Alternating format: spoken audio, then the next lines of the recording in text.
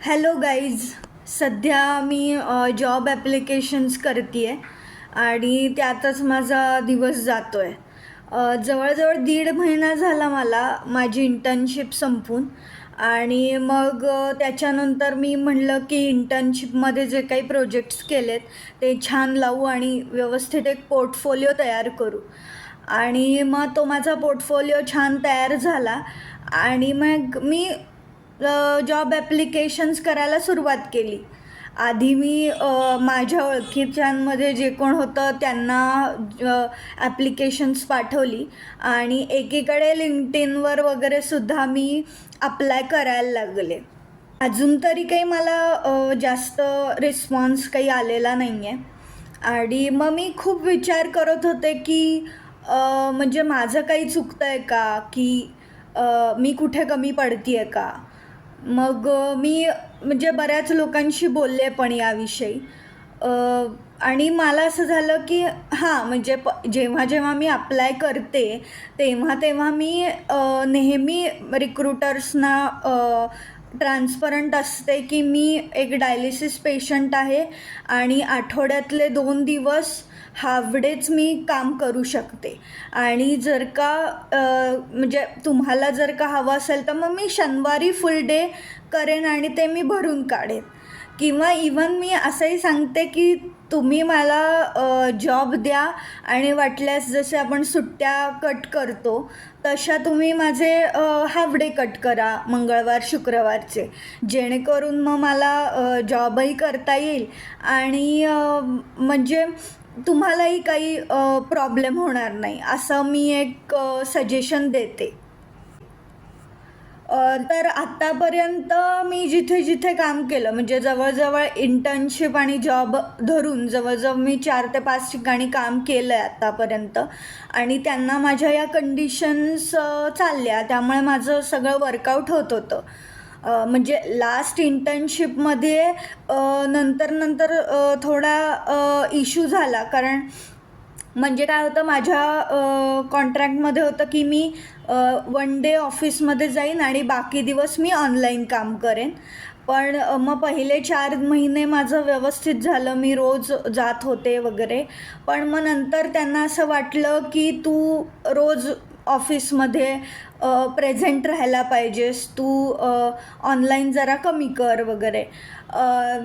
तर पण मग मला ते थोडं म्हणजे अवघड वाटत होतं की जमेल ना मला, सगळं होईल ना व्यवस्थित. कारण म्हणजे मध्ये-मध्ये म्हणजे मेन माझा इश्यू काय असतो की माझे पाय खाली सोडले तर माझे पाय सुजतात. आणि म्हणजे की मग मी काय करायचं, मी चेअर ती कम्फर्टेबल होती, सो मी मांडी घालून व्यवस्थित आरामात बसून काम करायचे. त्यामुळे तेव्हा मला काही इतका इश्यू आला नाही. मग मी 2 दिवस ऑफलाईन जायला लागले आणि काम करत होते वगैरे. पण नंतर एकदा प्रोजेक्ट्सही संपले माझे, मी ज्या कामं करत होते ते.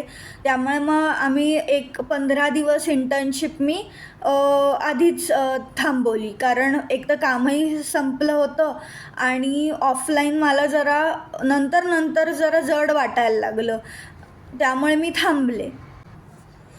सध्या मग मी विचार करत होते की म्हणजे डायलिसिस पेशंट्सनी जॉब करायचा की नाही करायचा. म्हणजे एका अर्थाने आम्हाला जॉब पाहिजे असतो, कारण पैसे खूप गरजेचे असतात.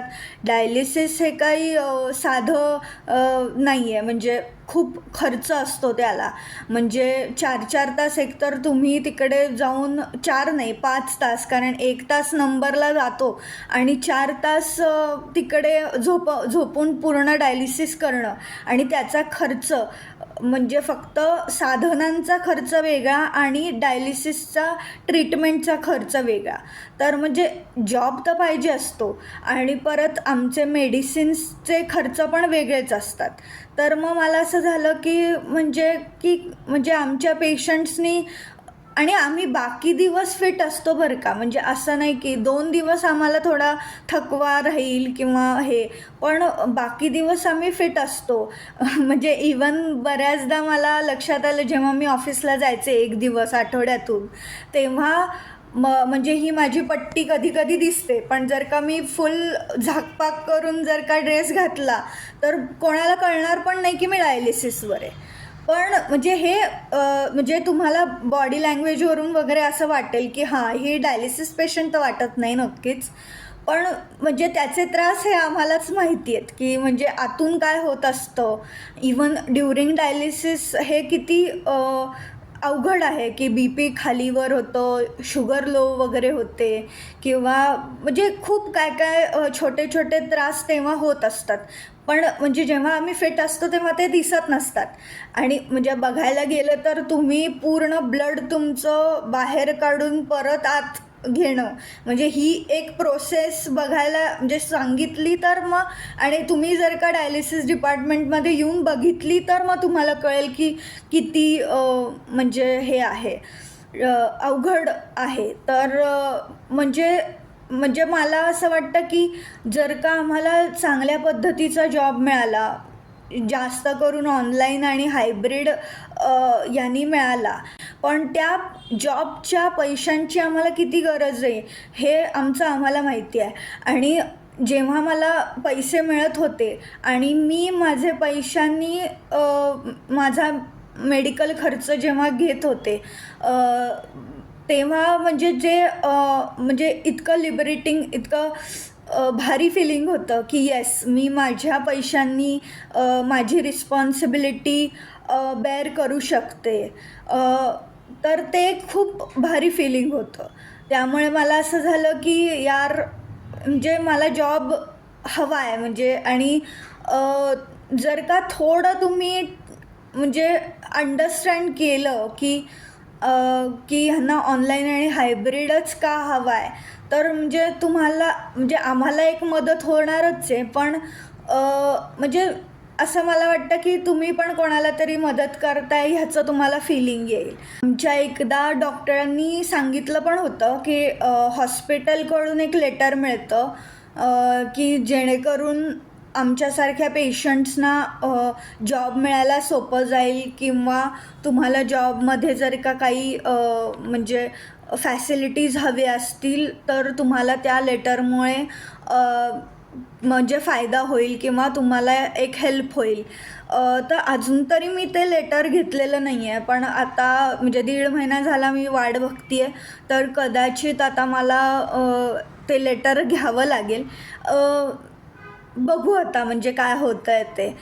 मला असा हा व्हिडिओ करावासा वाटला. म्हणजे मला माहिती नाही या व्हिडिओमुळे काही फरक पडेल, मला जॉब मिळेल किंवा, आणि त्यासाठी मी हा व्हिडिओ करत नाही आहे. जस्ट मला माझ्या फीलिंग्स तुमच्याबरोबर शेअर करायच्या होत्या की म्हणजे आमच्या अडचणी असं नाही म्हणता येणार, पण आमचे फीलिंग्स काय आहेत हे तुम्हाला कळावं याकरता मी हा व्हिडिओ बनवला. ऑफकोर्स, आणि फ्युचरमध्ये मी जिथे जिथे जॉब ॲप्लिकेशन करेन तिथे मी ऑफकोर्स मी ट्रान्सपरंट राहीन की म्हणजे माझं कसं असतं, आठवड्यातले 2 दिवस हाफ डे मी करणार आहे. अरे ऑफकोर्स, आणि माझ्या टॅलेंटवरच मला जॉब मिळायला पाहिजे. म्हणजे अशी एम्पथी किंवा अरे रे हिला असं म्हणून मला नकोच आहे जॉब. पण म्हणजे मला ऑनलाईन आणि हायब्रिड का मिळावा हे मला एक्सप्लेन करायचं होतं. आणि मी तेव्हाही रिक्रुटर्सना किंवा जे कोण मला कॉल परत येतील त्यांना मी हे एक्सप्लेन करेनच. Okay, thanks, bye.